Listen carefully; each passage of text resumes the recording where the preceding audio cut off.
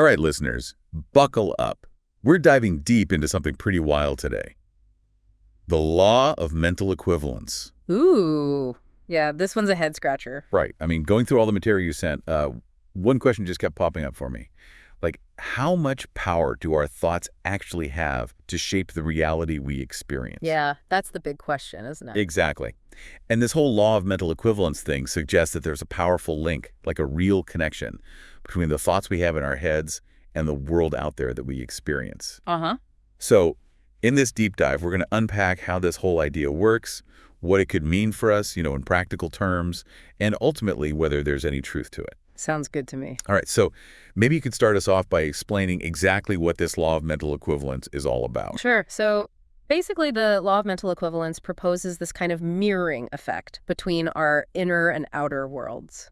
Yeah, like a reflection. So the idea is that your external world, the one you see and interact with, is a reflection of your internal thoughts. Like, if you change your thinking, your external reality will shift to match. Okay, I think I see where you're going with this, but I'm sure a lot of people listening are thinking, hold on, isn't that just wishful thinking? Haha. Yeah, I can see how someone might think that. Right. I mean, how is the law of mental equivalence different from just, hoping for good things to happen?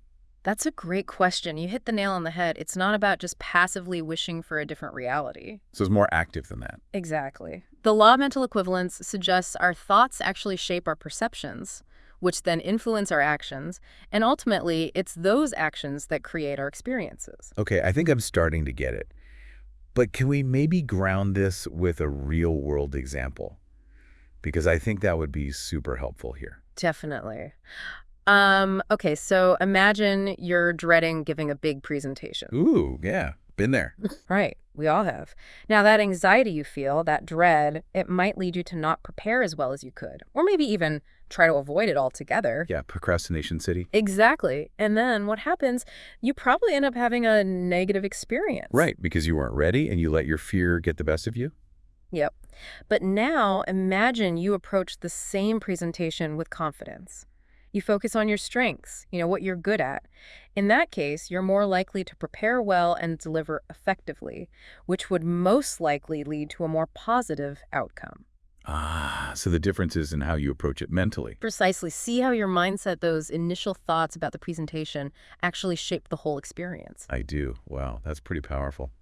So it's not that thinking positive thoughts magically makes you a better presenter, right? It's that your confident mindset leads to actions that create a better outcome. Almost like a self-fulfilling prophecy in a way. You got it. That's a great way to put it. It's like our thoughts create a lens through which we view the world. A lens, huh? Yeah, like a filter. And a negative lens, well, that might magnify the challenges, make them seem bigger than they are. But a positive lens, that can highlight the opportunities, the good stuff. This is starting to make me think about all those times I've let negative thoughts hold me back. I could have done this or I should have tried that, but I didn't because I was too afraid or whatever. Yeah, I think we've all been there. It's a common experience. But, it brings up an important point about the law of mental equivalence. We can't control every external event, like we can't stop a global pandemic or a natural disaster, but we can control our response to those things. Right, how we choose to react to them. Exactly. And that's where the law of mental equivalence really comes in handy. It encourages us to explore techniques, things like visualization or affirmations. These tools can actually help us shift our thinking, change that lens we're looking through. So it's about recognizing those negative thought patterns and consciously choosing to approach situations with a more, empowered mindset. You got it. And while this law shouldn't be seen as some kind of magic formula, it definitely offers a pretty powerful perspective. I agree. We've covered a lot today. We've explored this fascinating concept of the law of mental equivalence and how changing our inner world can actually have a real impact on our outer experiences. And how it's all about understanding the power of our mindset and how that shapes our actions and the way we see the world. Exact. It really makes you think, what if simply shifting our thinking, even just a little bit, could actually empower us to create a more positive and fulfilling reality? Whoa. Yeah, that's something to ponder. Thanks for all the insights. And listeners, as always, keep diving deeper.